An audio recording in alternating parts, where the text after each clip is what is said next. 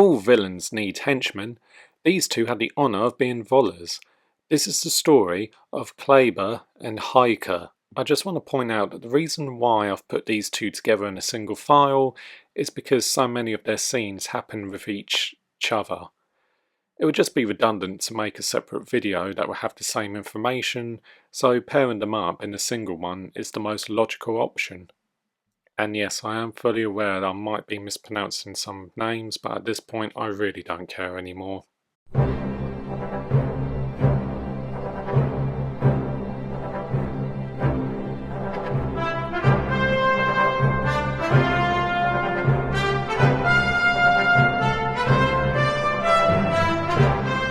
Klaber was played by American actor and model Boyd Holbrook, playing a similar character in James Mangold's 2017 film Logan. Holbrook was slightly reluctant to accept the part.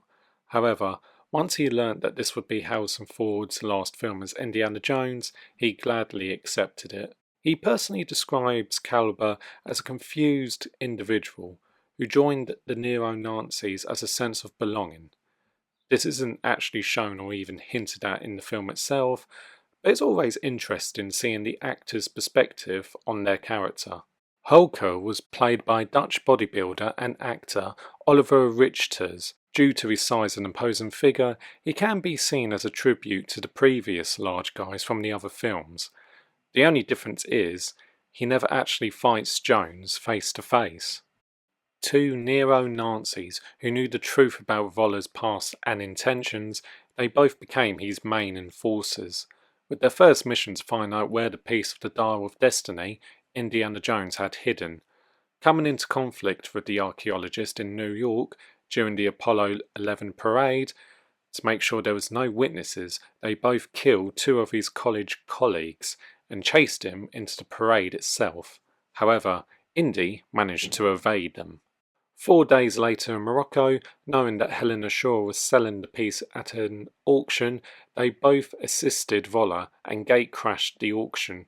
This leads into another fight between them and Indy, leading into a chase through the Morocco streets. Despite their best efforts, they once again failed to get the piece, and even got the attention of the CIA, who threatened to put an end to their expedition. But Voller had other ideas. Killing all the agents, they found Jones and Shaw after they found a tablet that led to the tomb that contained the rest of the dial. There was a lot of info to show there. Indy and Shaw once again escaped their clutches, but Voller knew they were going to Sicily. Once reaching there, they kidnapped Helen's friend, Teddy Kuma, and followed Indy and Shaw to a cave where Archimedes' tomb is hidden. Walking through the cave, Hauke handcuffed Teddy to him to make sure the boy didn't escape. But, while walking across an unstable bridge, Teddy tried to pickpocket the key from Hauke. But the man's large mass and sudden movement to stop the boy sent them both into the rabid waters.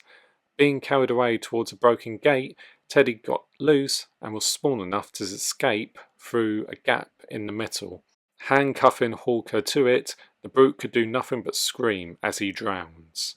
Klaber continued with Voller until they found the complete dial.